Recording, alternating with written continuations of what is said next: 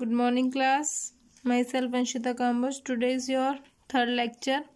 Last day मैंने तुम्हें आपकी क्रॉप्स के बारे में बताया था. आज आपका जो नेक्स्ट टॉपिक स्टार्ट होगा वो होगा आपका नॉन फूड क्रॉप. तो हमारी फर्स्ट नॉन फूड क्रॉप है rubber. It is a equatorial crop, but under special condition, it is also grown in tropical and subtropical areas. It requires moist and humid climate with rainfall of more than 200 centimeter and temperature above 25 degree Celsius. It is mainly grown in Kerala, Tamil Nadu, Andaman and Nicobar and Islands and Goro Hills in Meghalaya.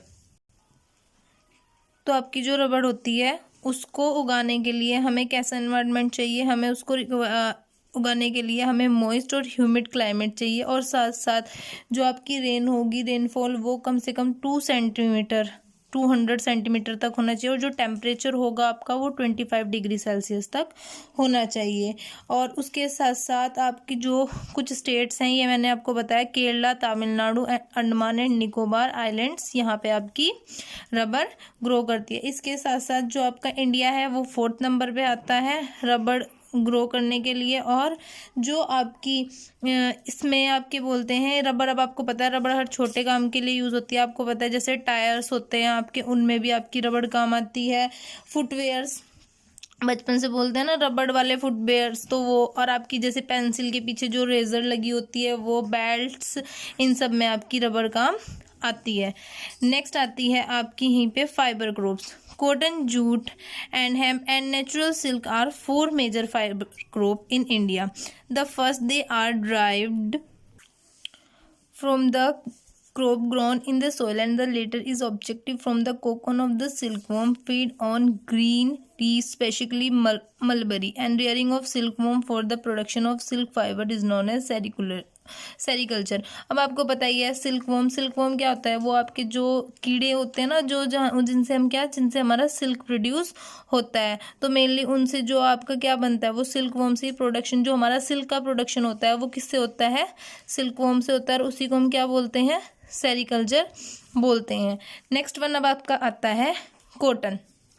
Cotton grows well in drier parts of the black cotton silk of the Deccan Plateau, and it requires high temperature, light rainfall or irrigation, 210 fresh free days and bright sunshine for growth. It is creep crop and requires 6 to 8 months to mulch. And इसके major cotton producing states are Maharashtra, Gujarat, Madhya Pradesh, Karnataka, Andhra Pradesh, Tamil Nadu, Punjab, Haryana and Uttar Pradesh.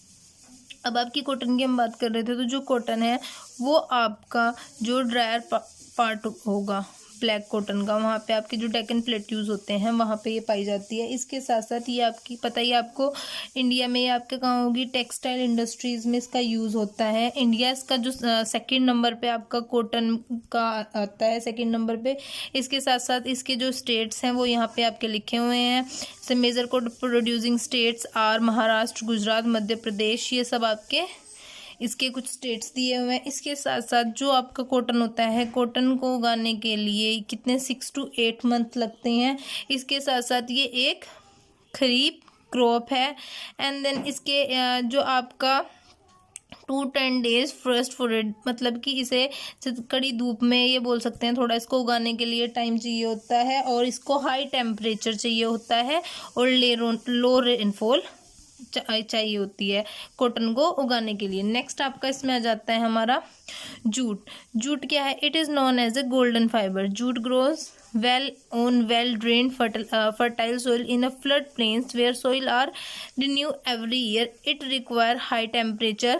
Major jute producing states are West Bengal, Bihar, Assam, Odisha and Meghalaya. अब as you know कि आपको पता ही है Jutes किस लिए काम आता है. आप जूट आपका बैग बनाने के काम आता है. आपके जो रैप्स होते हैं, कारपेट होते हैं, उन सबको बनाने के लिए आपका क्या काम आता है, जूट काम आता है. इसके साथ साथ ये आपका क्या है, इसको उगाने के लिए हमें बहुत ही फर्टाइल सॉइल चाहिए होती है, जहाँ पे जो सॉइल की फर्टिलिटी जितनी अच्छी होगी वहाँ पे उतने अच्छे से आपकी जो जूट है उसकी पैदावार होगी. और साथ साथ इसको उगाने के लिए हमें हाई टेम्परेचर की ज़रूरत होती है। इसके कुछ स्टेट्स दिए हुए हैं वे आपके हैं, जैसे जूट प्रोड्यूसिंग स्टेट्स है आपके वेस्ट बंगाल, बिहार, असम, उड़ीसा एंड मेघालय। इस टॉपिक को आपने यहीं ख़त्म करना है। नेक्स्ट इसमें मैं आपको पढ़ाऊंगी आपका food crops other than grains. आप उसको टॉपिक को पढ़ लेंगे, सभी के पास वैसे मुझे पता है ज्योग्राफी की बुक होगी, तो एक बार आप उसको पढ़ लेना। नेक्स्ट टॉपिक में मैं ये चैप्टर कंप्लीट कर दूंगी। Then thank you class.